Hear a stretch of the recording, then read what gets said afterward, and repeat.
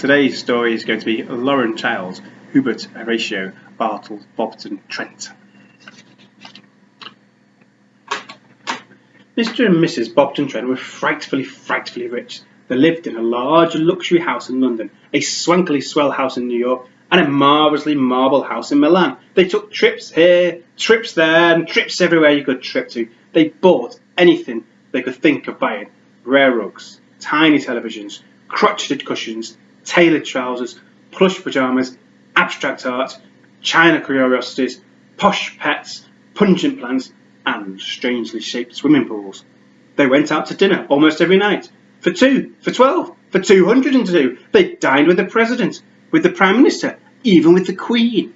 They knew simply everyone who was anyone, but after a while, they began to tire of the same old places and faces, and wanted to meet someone new. So, they decided to have a child. Mr. and Mrs. Bobton Trent were delighted with him. They named him Hubert, Horatio, Bartle, Bobton, Trent. Most people called him Hubert, Horatio, Bobton, Trent for short, or Hubert Horatio for extra short. But his parents simply called him H, because they could never quite remember the whole thing. Remembering things was not one of Mr. and Mrs. Bobton Trent's strong points. One day, when Hubert felt he was old enough to tell his parents that he did not like to be called H, he telephoned down to the drawing room where his parents were doing some light entertaining with the Elfington Learys. This was when everyone realised that the one-year-old Hubert could not only speak, but could also use a telephone.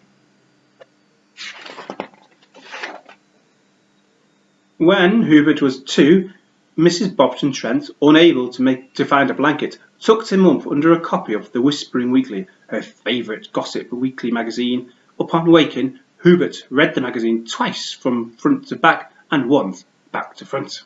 This was when Hubert found out he was a pretty good reader.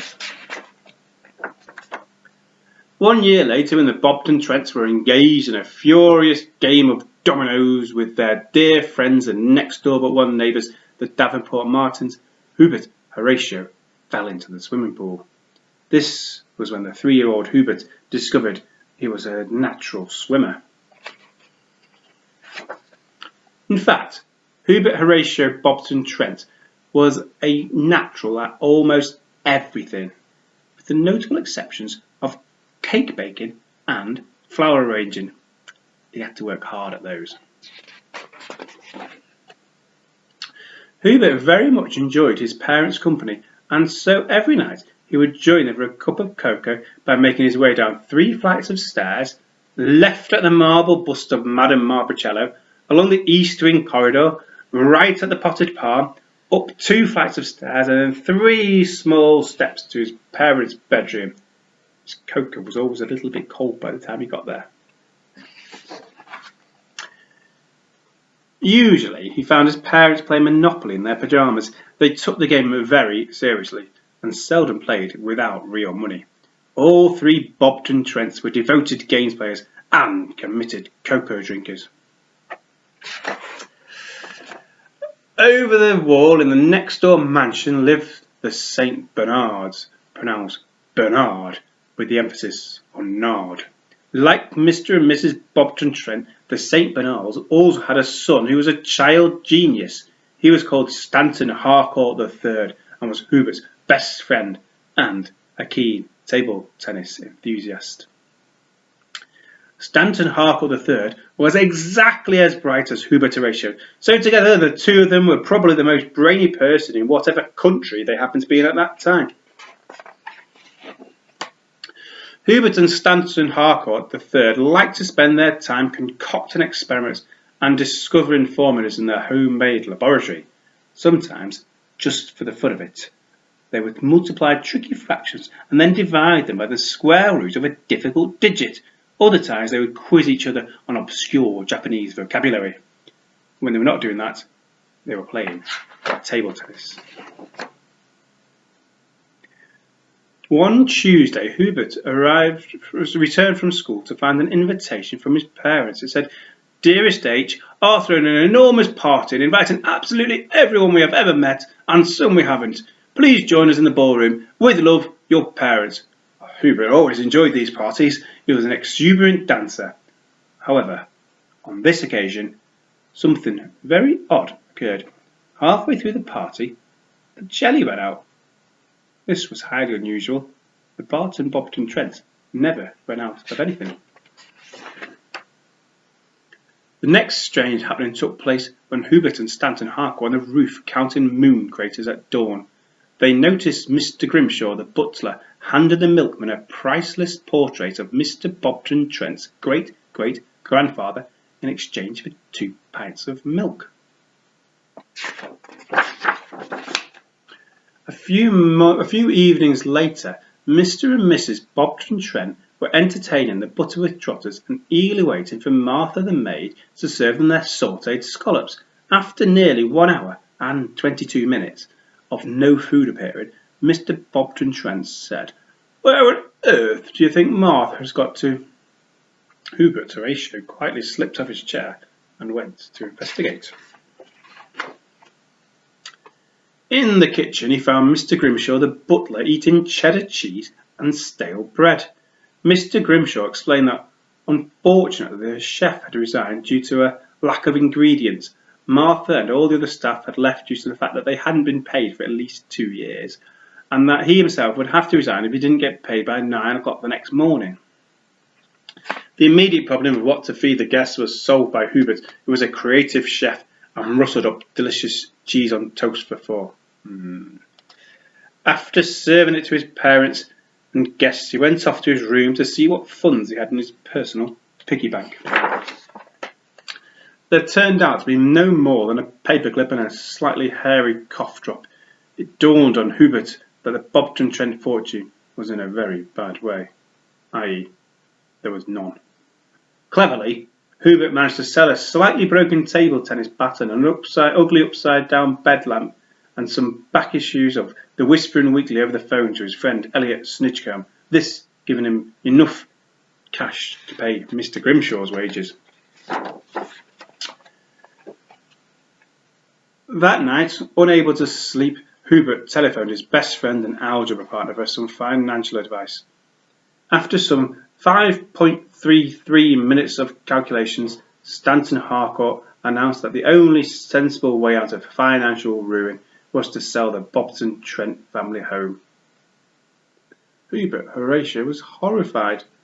His parents loved their beautiful mansion. How would they cope if they ever found out they were no longer frightfully rich?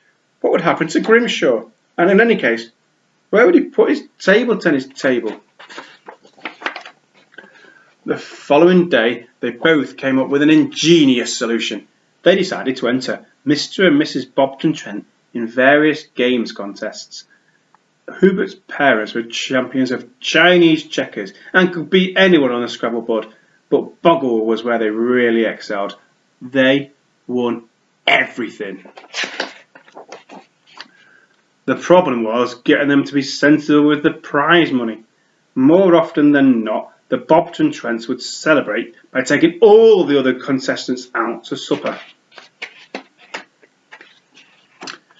It was Stanton Harcourt who came up with the second brilliant plan. With Mr. Grimshaw's help, the two boys sold tickets and the Bobton Trent house was open to the public. Hubert's parents were astonished when suddenly their afternoon game of tiddlywinks was interrupted by a party of sightseers having a good old nose around their home.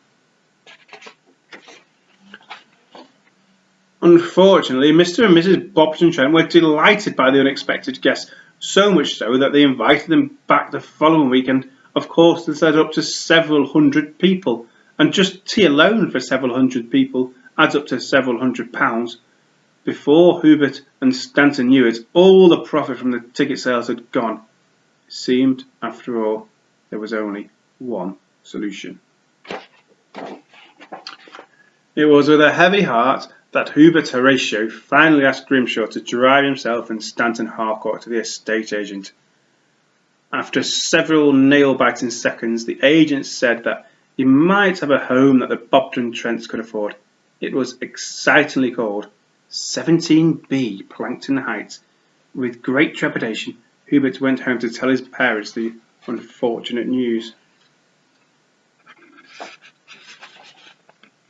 But what a surprise! Mr. and Mrs. Bobton Trent liked it at once. For one thing, it had a great view, and for another, all the rooms were next door to each other. It was perfect.